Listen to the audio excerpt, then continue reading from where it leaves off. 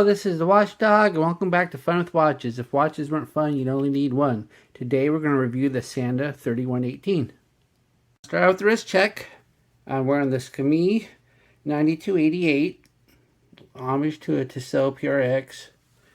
And Grogu is wearing my Pagani Design PD 1638 skeleton watch. Grogu said that in preparation for Life Day, Master Skywalker showed them the Star Wars Holiday Special of 1978. Luke said despite the bad reputation, it did have some redeeming qualities, such as the first appearance of Boba Fett. Grogu told him that Boba Fett just made it a Boba-fied bomb. Alright, let's take a look at the watch. As you can see, it's black. Very black.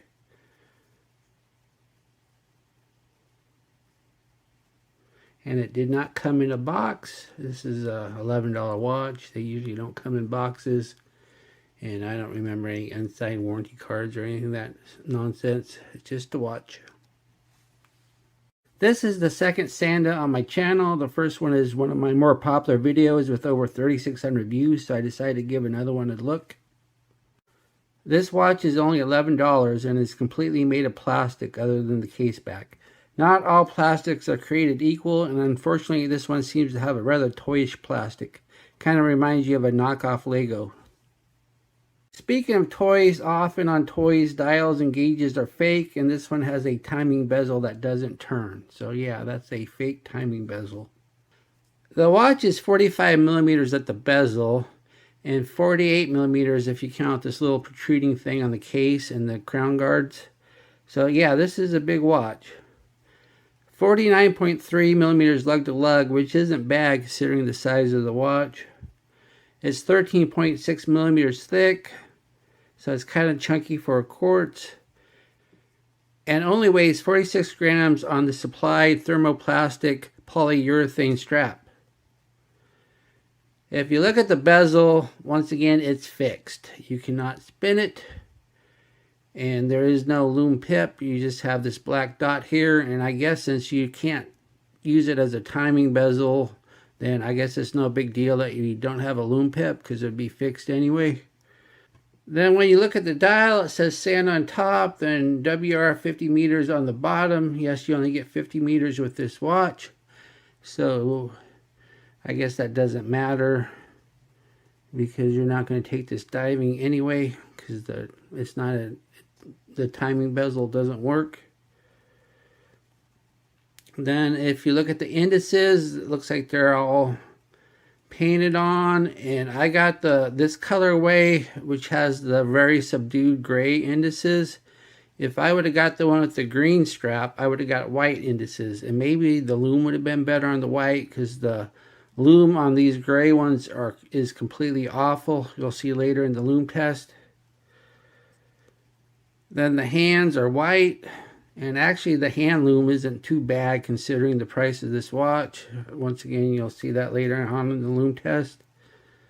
Then we got this big triangle sword hand here, and a fence post minute hand, and then the spear tip second hand. Then we have a day date with no cyclops. This is a plastic crystal anyway, so I don't know if you could even put a cyclops on it.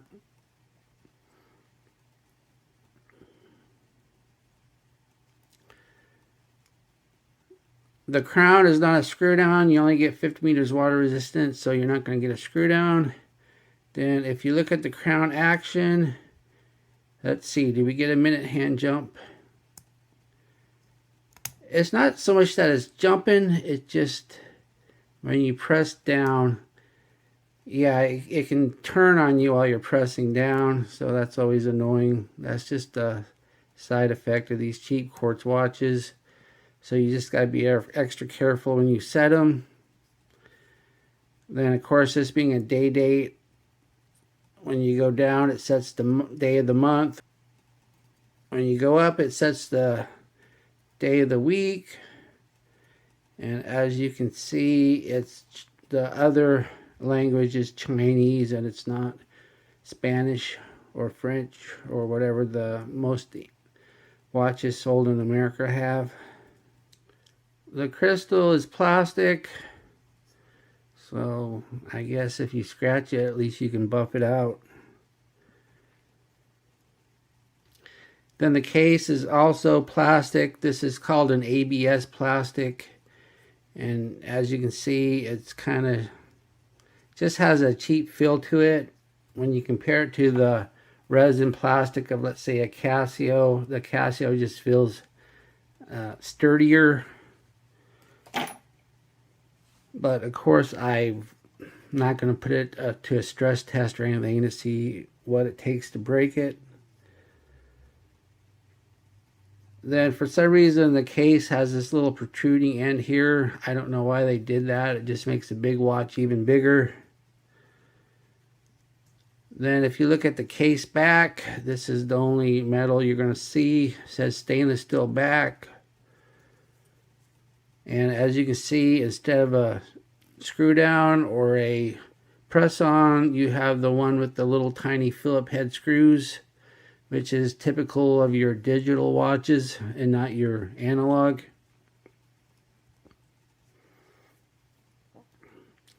I don't know what the movement is. I'm assuming it's Chinese, because if it was Japanese, they'd advertise it. Once again, I showed you the crown action. You can have a little minute hand jump there, so setting it can be difficult, but not impossible. You just have to be really careful when you press it in. The strap is TPU, which stands for thermoplastic polyurethane. It's not bad. It's a little slick, but not as slick as silicone. And it has one floating keeper, and it doesn't have any of those nibs there to keep it in place, which is fine with me. Those can be annoying. Then on the inside, you have a little pattern to help with the sweat. And the notches, it's kind of weird. The notches are filled in, so you can't see the gap there because there's just, you have to press it through these little narrow openings. So, and then the buckle is the same plastic as the case. It doesn't seem too flimsy. I've seen a lot worse, but it is plastic, but it should be easy enough to ever change. Here's the watch on my 7.5-inch wrist. And as you can see, I only have 2 notches left. So 8 inches is about the best you're going to do without cutting notches in it or changing the strap.